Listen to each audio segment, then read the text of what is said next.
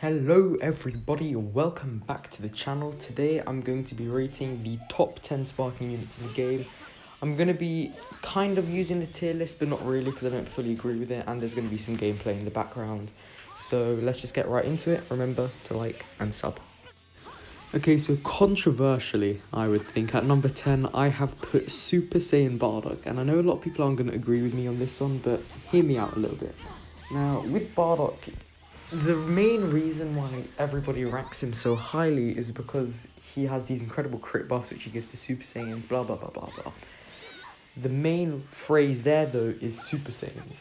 If you don't run this guy with a Super Saiyan team, you're missing out on a huge part of his kit.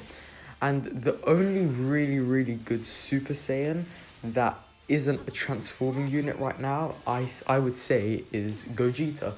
And although he has run often with Gogeta, with the other unit in the team, you're not really going to benefit with his buffs, which is the only reason why I'm ranking him quite low, because one of his uniques just becomes pretty useless if you don't run him with other Super Saiyans. But in terms of damage, he does some insane damage, and he's got some really good defenses.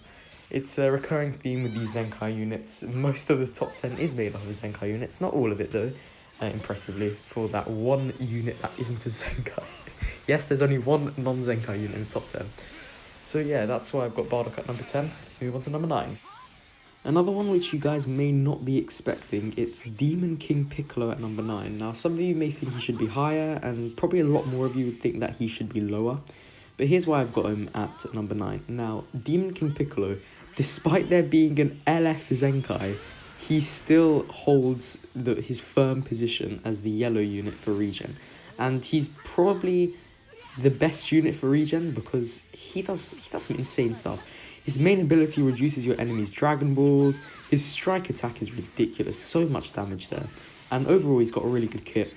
The only complaints I have is, number 1, he's on regen, and regen is not the best team because units like Super Saiyan 3 Goku and Super Saiyan 2 Gohan, they have uniques against regen, which I don't know why everyone seems to have uniques against regen, but that's just how it is. And they just can't fulfill their potential with these units running around. So that's one of the reasons why he's not ranked as highly. And also his blast attack is pretty abysmal. If you try and use a blast with him, he won't be doing much damage. So despite all his good things that he does, he has a couple of shortcomings as well. But that's him at number 9. Next up, we've got number 8. On to number 8, we have Super Saiyan God, Super Saiyan Goku, or just Super Saiyan Blue Goku. The Zenkai one. He is a very good unit. He's one of the best units in the game, really, which is why he's up here, because he's probably the best Saiyan tank out there in terms of based on everything he can do. He's not just a tank. He can do so many other things that's incredible. His green card restores ki, restores health, gives him damage. It's incredible. His main ability restores his gauge, and a main ability that restores gauge is genuinely one of the best main abilities in the game. If there's a unit with a main ability like that, they instantly become better because it's just so helpful. Also, the Goku just does good damage all around. He's got some really nice uniques that give him extra ki and extra damage inflicted per card, I believe. And he's just really good. He's a great tank. No unit will do much damage to him unless they're either on this list or green.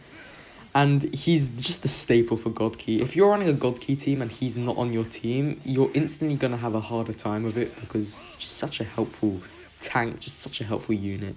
So that's why he's at number 8. He's just brilliant, really. Alright, at number 7, we have the only non-Zenkai unit on this list. It's Perfect Transforming Cell.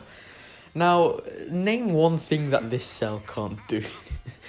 In his pre-transform state, he doesn't do much. He's just really annoying because he's there and you know that you just don't want to rush him. Because if you rush him, it's literally a waste of a rush. And your opponent is probably just going to keep him there waiting for you to rush or ultimate just that he can eat it. And the best part is you want him to take damage. You want him to go into his second life because his second form is so much better than his first form.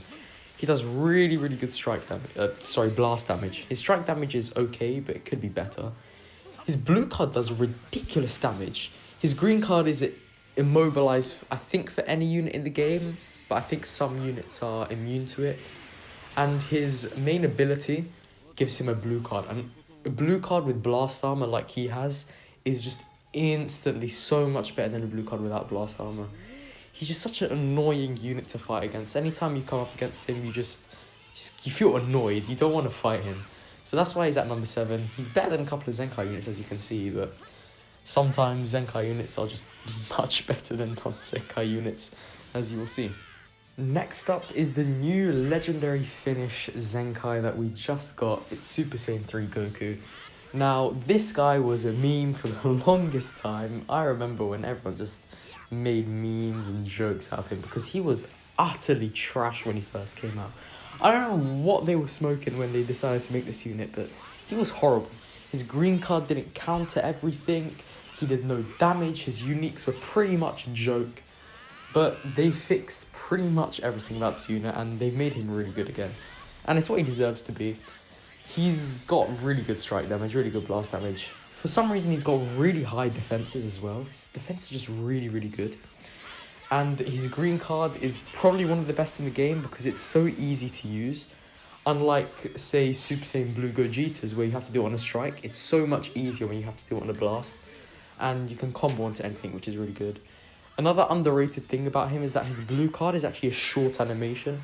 So you can dodge out of any attack if they go straight away, which is really helpful. And I think he's got the best ultimate card in the game. If you get enough swap outs on him, his ultimate literally does the same damage as a Rising Rush. He's really, really good. If you have him at 7 stars and you're thinking about Zenkai in game, I would definitely recommend it. Once I get him to 7 stars through that event, I'm going to be Zenkai 7ing him instantly. He'll fit straight into my Saiyan team and he's just going to be brilliant. So that's number 6. On to number 5. And at number 5, we have got Gogeta. Now, a lot of you probably won't understand this one, but hear me out. So Gogeta is definitely Z tier. I think from number 5 onwards, everyone here is Z tier. From number 6 backwards, it's debatable, but from here onwards, everyone is Z tier. That's guaranteed. But with Gogeta, he does great strike and blast damage. His blue card is incredible with a chance to feint. He's got an incredible ultimate, great uniques, great main ability.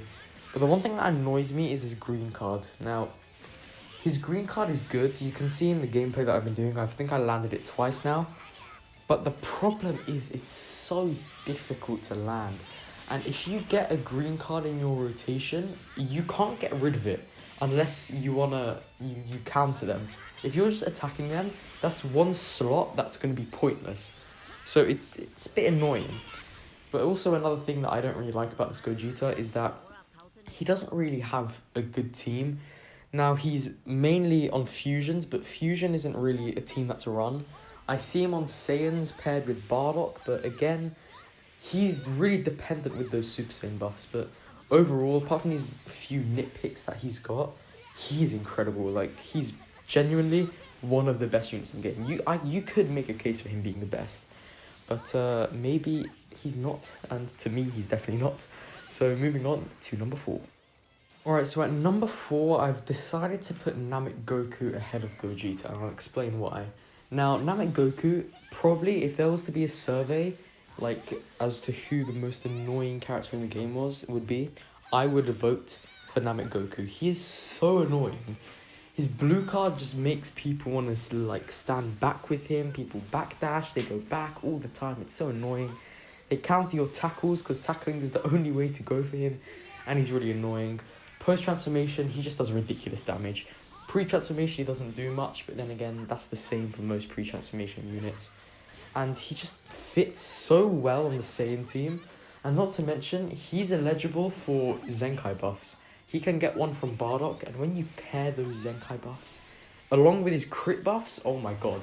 This guy does incredible damage, which is why I've put him at number 4. But the next 3, I think, are just in a different league to these guys. So, yeah.